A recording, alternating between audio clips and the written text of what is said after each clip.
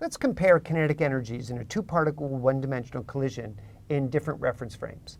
So we could have one reference frame in which particle 1 is coming in and particle 2 is moving like that. And in particular, so we can call this the ground frame. And now let's consider the center of mass frame. And in the center of mass frame, let's remind you that when we have two different reference frames, the velocity, we'll call this the ground frame g, in the ground frame is equal to the velocity of the object. We'll actually write it this way, just unprimed, v1. The velocity in the center of mass frame, so this is the velocity in the cm frame, plus the relative velocities between the frames, and that's why that's the velocity of the center of mass. So this was our rule for describing how velocities change in different reference frames. And so we can draw the picture in the center of mass frame, v1 initial prime and v2 initial prime. Now let's compare kinetic energies in these different frames.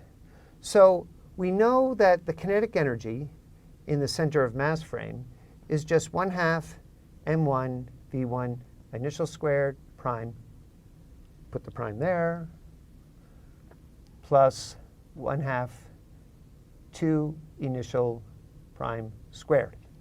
Kinetic energy in the center of mass frame. How do we calculate the kinetic energy in the lab frame? Well, that's a little bit more complicated, and we'll need a little algebra to start that. So let's put kinetic energy in the ground frame. We know is 1/2 m1 v1 initial squared plus 1/2 m2 v2 initial squared. Now what I have to do is use the law, the velocity relationship. And this is going to take a little bit of algebra. We have m1. I'll write v1 prime plus vcm. And remember that any quantity squared is the dot product, v dot v. So I'm going to dot this with itself, v1 initial prime plus v center of mass. And I have the second term, which looks identical to this first term.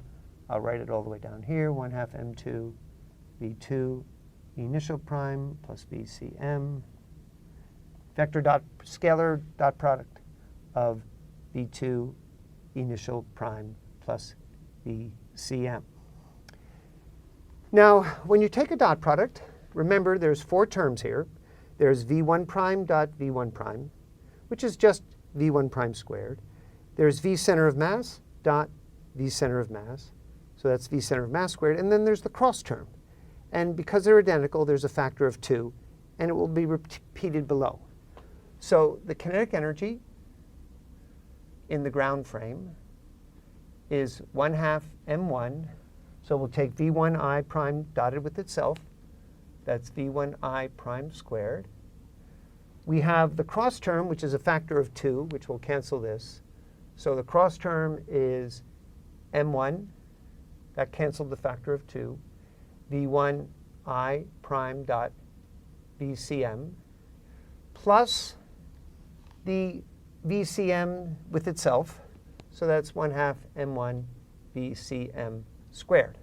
Now I have exactly the same thing on the next one. So we'll write that down, 1/2 v2i prime squared plus m2 v2i prime dot vcm, that's the same in both, plus 1/2 m2 vcm squared. Now, let's look carefully at what we have. We have 1/2 m1 v1 prime squared. This is an m2. 1/2 m2 v2i prime squared.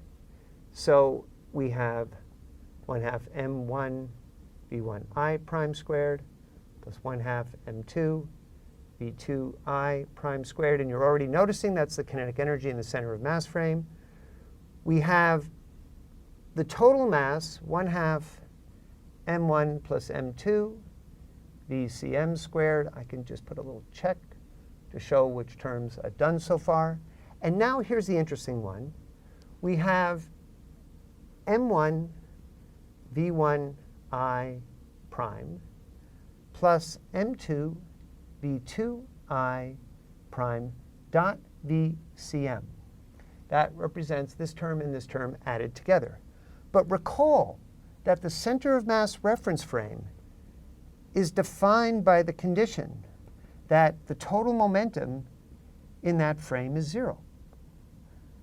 So this term is 0.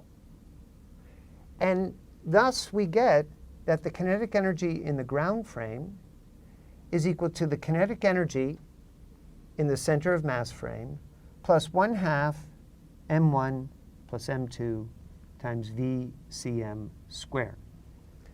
And that's how kinetic energy is in different reference frames. And the next thing we'll look at is how that changes when we have a collision.